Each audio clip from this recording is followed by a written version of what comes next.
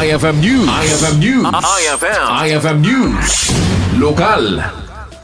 Mapaspasamak tatta iti Ampayag Cultural Show nga parte iti showcase and research innovation iti College of International Hospitality and Tourism Management iti Northwestern University. Naangay iti Ampayag 2026 ti may kapat nga International Hospitality and Tourism Research Conference and Skill Convergence ayon dauluan ti College of International Hospitality and Tourism Management ti Northwestern University.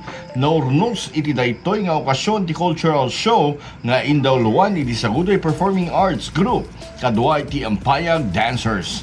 Nang tinasawa pa ti programa ti pannakailarawan ti kultura, talento, ken pinagkaykaysa, babaen ti panagtuwar ken pinagsalal ti performers. Ti aktibidad ket paset ti panakornos ti estudyante ti MICE class when umay stop no may pakita ti kababalin ti panag-host ti dakkel nga academic ken hospitality related nga event. First of all, we are very honored and pleasured to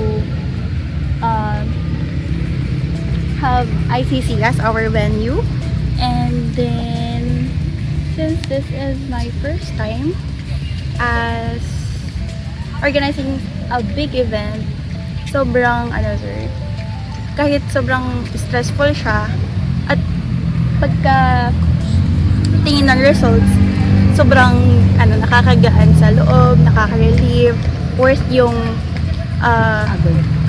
yung pagod.